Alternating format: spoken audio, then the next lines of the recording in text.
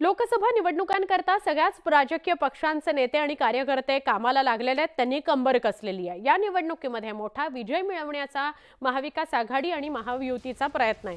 कारण लोकसभेनंतर अवघ्या काही महिन्यातच राज्यात विधानसभा निवडणुका होऊ घातलेल्या आहेत। त्यामुळे लोकसभेतील यश विधानसभेला महत्त्वाचं ठरणार आहे। अशात राज्यात मुख्यमंत्री पदाचा चेहरा कोण अशा चर्चा सुरू आहेत। सत्ताधारी महायुतीत शिंदे पुन्हा मुख्यमंत्री होणार का याबाबत उलटसुलट चर्चा आहे। याच पार्श्वभूमीवर भाजपचे लोकसभा निवडणूक प्रभारी यांनी देशात नरेंद्र राज्यात देवेंद्र असं सूचक वक्तव्य केलं।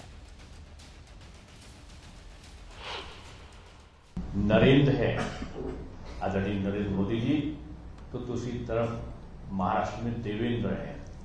ये नरेंद्र और देवेंद्र का अमृत रूपी नेतृत्व कार्यकर्ताओं को एक नई ऊर्जा दे रहा है। नरेंद्र देवेंद्र तर महाराष्ट्राचं जे काही भाजपचं नेतृत्व करतायत ते देवेंद्र करतायत। त्याचा अर्थ इतर अर्थ घेण्याचं काही कारण नाही।